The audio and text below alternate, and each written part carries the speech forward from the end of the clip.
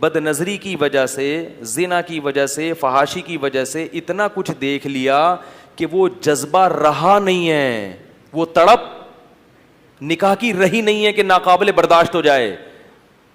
آپ باہر کھانا کھا کے آئے ہو، انڈے پراٹھے، بیگم کو بیوقوف بنایا ہوا کہ میں تمہارے ساتھ لنچ کروں گا یا ڈنر کروں گا، باہر آپ نے برگر پیٹ خوب بھر لیا.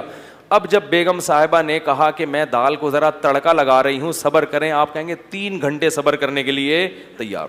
بیگم 6 گھنٹے کے بعد لاؤ کھانا، لیکن کہیں بھی ٹماٹر کا، تڑکے کا یا کوئی مسالے کی کمی، کیونکہ پیٹ بھرا ہوا ہے آپ کا. آپ کو حلال میں بھی جلدی نہیں ہوگی، یعنی آپ کو حلال کی جلدی بولو بھائی نہیں ہوگی. تو یہ اس وجہ سے قرآن نے کیا کہا، وَلَا تَقْرَبُوا الزِّنَا. کیوں؟ اس میں عورت کا کیا ہے؟ چاہے عورت راضی بھی ہو پھر بھی عورت کا نقصان ہے اس میں، مردوں کے چسکے ہیں، مردوں کے مزے ہیں.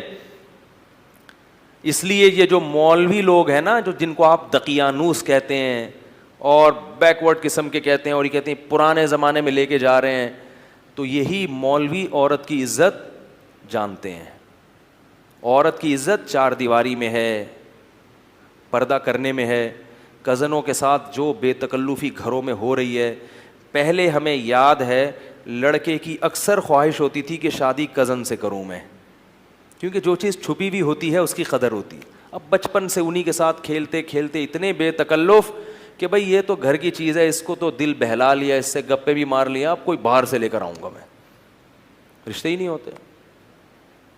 اتنے بے تکلف. میں حیران ہوں، اللہ کا کتنا شکر ادا کرتا ہوں، اے اللہ تو نے ہمیں بچپن میں ان چیزوں سے، ہمارے شیخ کی وجہ سے بچا لیا، تو نے ہمیں، اللہ نے بچا لیا الحمدللہ. اب میں کیونکہ اب ہمارا گھر اللہ نے اپنے فضل سے خاص انعام سے بچا لیا. ہمارے گھروں میں کزنوں سے بے تکلف، میرے بھائیوں کی شادی کزنوں سے ہوئی ہے، لیکن میری بھابیاں مجھ سے پردہ کرتی ہیں. کزن کے ساتھ بھابھی بھی بن گئی مگر پھر بھی مجھ سے، ٹھیک ہے نا. سب سے میں سب بھائیوں کی بیویوں کا ایک دوسرے سے کیا ہے، اتنا اچھا ماحول لگتا ہے. گھر میں جاؤ سب آئے ہیں، سب پردے میں آرام سے، ایک شرافت والا، عزت والا ماحول.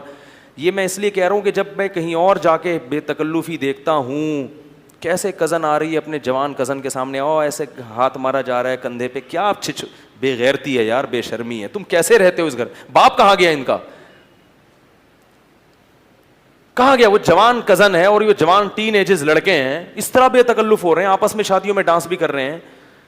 اتنا ایک احساس ہوتا ہے کہ اللہ نے، ہمارے نبی نے ایک دعا سکھائی ہے کہ جب کسی کو مصیبت میں دیکھو نا تو یہ دعا پڑھا کرو، الحمدللہ الذی عافانا مما ابتلاہ بہ. اس اللہ کے لیے جس نے ہمیں اس مصیبت سے بچایا جس میں اس کو مبتلا کیا. کوئی خارشی کتا دیکھیں یا کوئی، تو میں جب یہ منظر دیکھتا ہوں نا اپنے دور کے رشتہ داروں میں یا کہیں دوسرے لوگوں میں، تو میں اللہ سے کہتا ہوں، اے اللہ تمام تعریفیں ہیں تیرے لیے جس نے ہمیں اس مصیبت سے بچایا ہے. شکر ہے ہمارے گھر میں اللہ نے یہ ماحول نہیں رکھا، ایسی بے شرمی بے غیرتی والا ماحول. ہاں یہ سب چل رہا ہے. تو یہ وقتی مزے ہیں، لیکن اس سے گھر کا سسٹم کیا ہو جاتا ہے؟ خراب ہو جاتا ہے. شادیاں نہیں ہو رہی کزنوں کی، کیونکہ وہ دیکھا ہوا ہے کزنوں نے.